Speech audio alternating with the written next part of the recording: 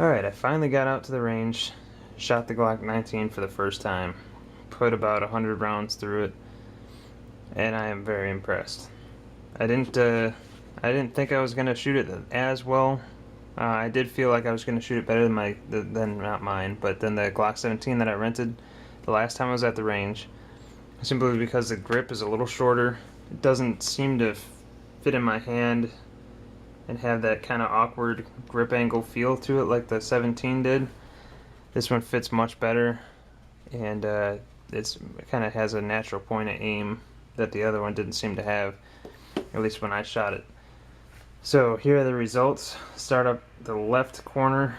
Those are my first 20 shots. It's kind of all over the place, but it's still a pretty manageable group. This was at about 10 yards.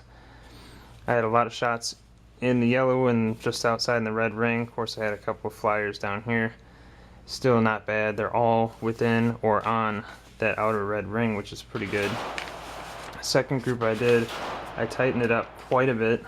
Most of the shots were to the left, low, a couple more high.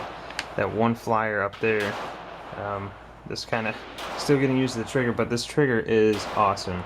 I think that's another reason why I didn't shoot the 17 very well, because that was a factory trigger and it was a rental gun, yada yada.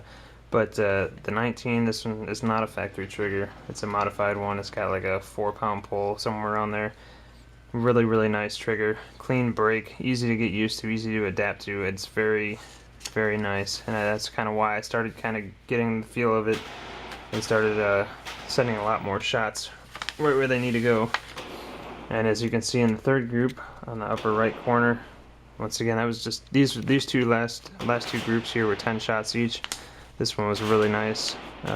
Bunch of shots in the yellow, 2 in the red, and then the 1 down low, but all within the skinny red ring. Almost all of them within the thicker red ring, really. And then the last group I shot was even almost a tighter group, with the exception of the one flyer again. That's pretty awesome. Even though they're all to the left, with the exception of that one's right on the line. I think that's pretty amazing, and this all at the same distance of about 10 yards, and I am impressed. I didn't think I was going to shoot quite that well, especially that quickly. Once again, it's, as you see, 20 shots, 10 and 10. To be able to kind of get it down to that tight of a group is pretty awesome. So the Glock 19, I have to say, like, I shot my XD Mod 2 and my XDS afterwards, and I think part of it was because I was used to this trigger after almost 100 shots, that by the time I started shooting those, I was thrown off by it because I'm not used to the other triggers anymore. And so I probably put another 40 rounds, maybe 30, through those other guns. I probably would have been shooting those almost as good. But I actually think that I was shooting better with this pistol than I was shooting with my XD Mod 2 the last time I went. I don't have the targets here, but I could show you, or you could look at the last video. I think my groupings were actually better with this pistol than they were with my Mod 2.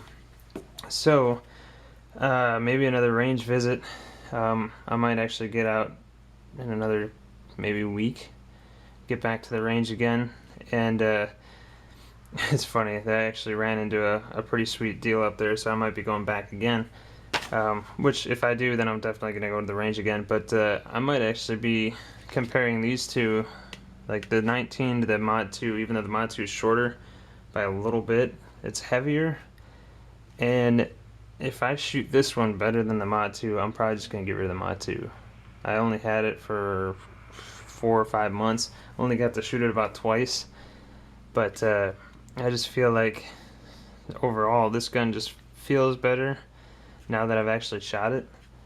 But I'll have to do a bit more comparison shooting side by side next time I go. I didn't get enough of that this time, but the trigger on this one I think is definitely better. Now that it's the modified trigger is better than the stock trigger on the Mod 2. So I am putting that out there. If you do modify the Glock trigger, it is actually pretty dang nice. So I don't have a whole lot of experience with Glocks. I never really cared for them. Like I said, the grip angle kind of threw me off, but now that I actually have one and shot it, at least with the 19 anyways, because I shot the 17, didn't really care for it, but the 19 is probably, I think, one of the best all-around Glocks so far that I think. It's just, to me, it just seems like a winner. So I don't plan on getting rid of that one. I plan on actually probably transitioning over to that as maybe my carry piece, at least for the winter months. Still keep the XDS, but definitely got to work on it. But this one I like. As you can see, the targets here, it's only going to get better from there. But that's pretty amazing. To finish up with that, man oh man. So I'll roll in some range footage.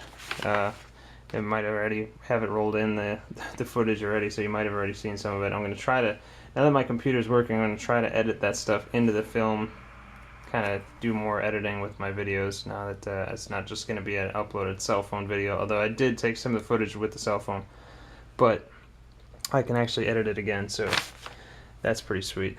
But anyways, I'll leave it at that. I already dragged it on long enough, so look forward to more range videos, more Glock 19 stuff. I might actually upgrade to some night sights for this, but we'll see. I don't know if I want to spend $100 and some bucks on night sights, but then again, if I'm gonna have a gun as a carry piece, maybe a nightstand gun, I do want something with night sights, and I'll probably get some kind of light for the rail, whatever. Anyways, like I said, keep watching. There'll be more videos to come.